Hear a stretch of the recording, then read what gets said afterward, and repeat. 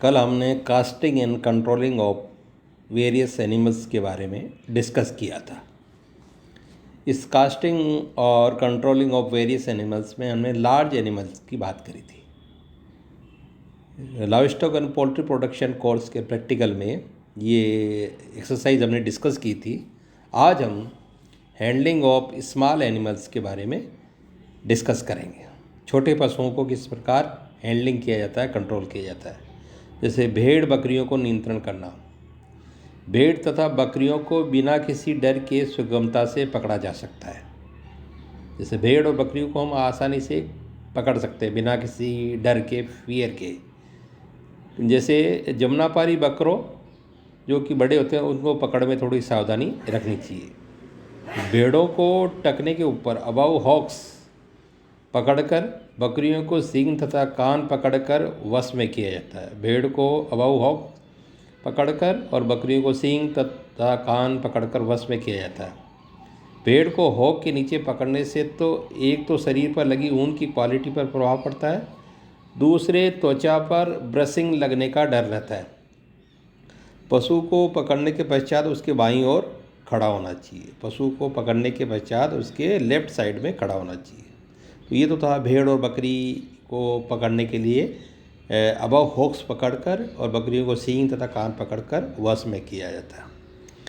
इसमें है जैसे हैंडलिंग ऑफ पिग्स, सुअर को नियंत्रित करना। पिग्स यानी सुअर एक गंदी प्रकृति के पशु होते हैं, अतः उन्हें प्राय पिग कैचर या पिग टोंग्स से पकड़ा जाता है।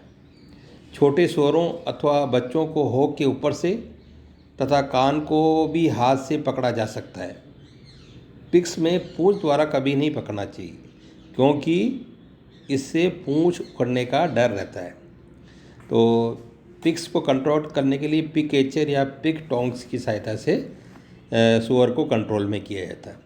नेक्स्ट है हैंडलिंग ऑफ पोल्ट्री, मुर्गियों को नियंत्रित करना।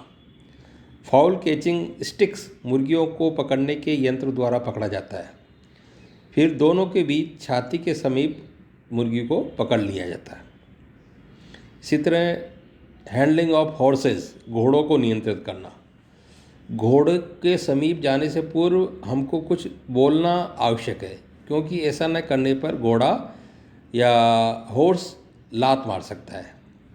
और घोड़े के समीप बाईं ओर से जाना चाहिए और पहले उसके सिर तथा गर्दन पकड़नी चाहिए। तो हॉर्स को कंट्रोल करने के लिए सावधानी रखनी चाहिए, उसके समीप बाईं ओर से जाना चाहिए। हैंडलिंग ऑफ डॉग्स, कुत्तों को पकड़ते समय सावधानी रखनी चाहिए, क्योंकि उनको सदैव ही टेप मजल अथवा डॉग कैचर प्रयोग करना चाहिए। उसको कुत्तों को पकड़ने के लिए टेप मजल या डॉग कैचर इसके लिए प्रयोग करना चाहिए। कास्टिंग ऑफ एनिमल, पशुओं को नाल लगाने, बधिया करने या किसी भाग के मरम पट्टी करने, नंबर दागने के लिए ज़मीन पर गिराना भी आवश्यक होता है। पशु को गिराते समय निम्नलिखित सावधानियां रखनी चाहिए। एक तो गर्भवती पशुओं को जहाँ तक संभव हो कभी नहीं गिराना चाहिए। कास्टिंग ऑफ एनिमल, पशुओं को गिराना या बधिया करना, मरम पट्टी के लिए या नंबर दागने के लिए गिराना आवश्यक होता है। पशुओं को गिराते समय निम्नलिखित सावधानी रखनी चाहिए। गर्भवती पशुओं को जहाँ तक संभव हो कभी नहीं गिराना चाहिए। पशुओं को सदैव दाईं ओर से गिराना चाहिए। गिराने के पहले ज़मीन के आसपास देख लेना चाहिए कि कोई कील, कांच, कंकड़ आदि तो न हो।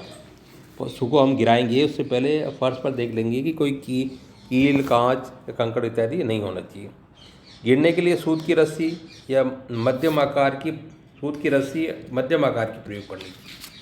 तो कास्टिंग में पशु को गिराते समय दाईं ओर से गिराएंगे और मध्यम रस्सी प्रयोग में लेनी चाहिए। और जैसा कि इसमें दिखाया गया, पशु को छोड़ते समय जब स्वतंत्र करें तब सभी फंदे खोल दिए गए हो, अन्यथा कोई फंदा लगे रहने पर पशु उछलकर या उछल कूद से उसके चोट लग सकती है। जब पशु के छोड़ेंगे, फंदा करेंगे, स्वतंत्र करेंगे, तो उसके सारे फंदे खोल देने चाहिए, अन्यथा चोट लगने की संभावना रहेगी। पशु के गिर जाने पर अतिशीघ्र काम निपटाना चाहिए, क्योंकि अधिक समय तक पड़े रहने पर पेट फूलने का भय रहता है।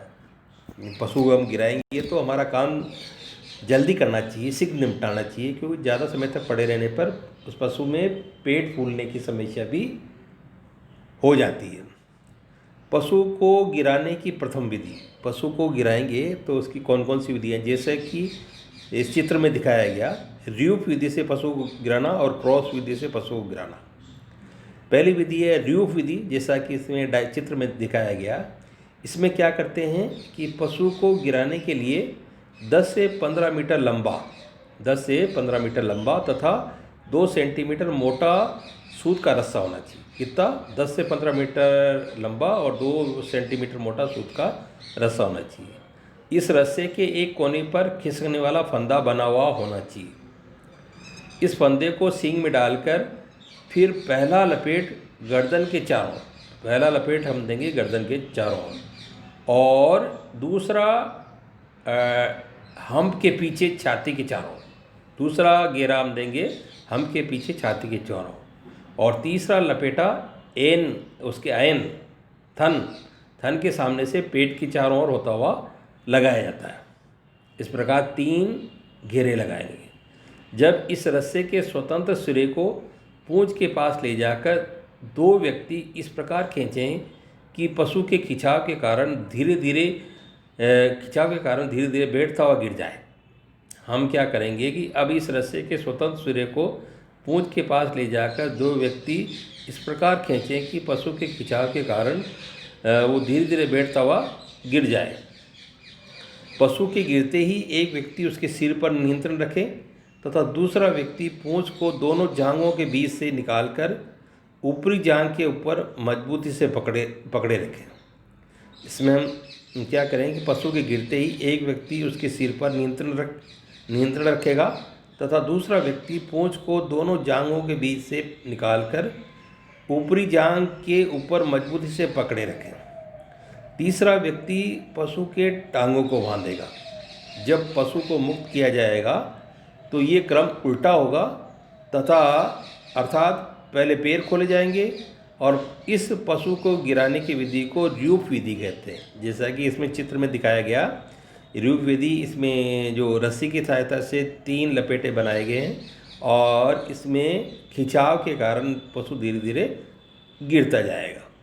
द्वितीय विधि है ये क्रॉस विधि, जैसा कि इसमें चित्र में दिखाया गया है कि कैसे पशु को गिराया गया है। इस द्वितीय विधि में सबसे पहले रस्से को गर्दन के ऊपर इस प्रकार डालते हैं कि दोनों ओर बराबर लंबाई हो। सबसे पहले रस्से को गर्दन के ऊपर इस प्रकार डालेंगे कि दोनों ओर बराबर लंबाई हो। अब गर्दन के नीचे रस्से का क्रॉस बनाकर अगली टांगों के मध्य से निकालकर कमर के ऊपर ले जाकर रस्से का फिर क्रॉस बनाते हुए शरीर के दूसरी ओर ले जाते हैं। इसमें क्या करेंगे, अब गर्दन के नीचे रस्से का क्रॉस बनाकर अगली टांगों के मध्य से निकालकर कमर के ऊपर ले जाकर रस्से का फिर क्रॉस बनाते हुए शरीर की दूसरी ओर ले जाते हैं। इसके बाद रस्से के दोनों सिरों को पशु की पिछला टांगों के मध्य से निकालकर दोनों सिरों को पीछे की ओर खींचते हैं और इसमें क्या कर रस्से के दोनों सिरों को पशु की पिछले टांगों के मध्य से निकालकर दोनों सिरों को पीछे की ओर खींचते हैं और इस खिंचाव के कारण पशु सिकड़ता हुआ जमीन पर गिर जाता है और गिरे पशु को नियंत्रण कर ले जाता है। तो ये क्रॉस विधि से पशु को गिराया जाता है। तो इस प्रकार कैसे पशु को कंट्रोल किया जाता है। और ये इसमें कुछ प्रश्न भी हैं कि क्या किन किन बातों का ध्यान रखना चाहिए कि पशु को कंट्रोल करने के लिए कौन कौन से उपकरण काम में आते हैं, डॉग्स को कैसे कंट्रोल किया जाता है, बुल लीडर का नियंत्रण काम में आते हैं, और यदि गाय दूध निकालते समय लात मारती है तो उसके बचने के लिए क्या प्रयोग करते हैं। Thank you.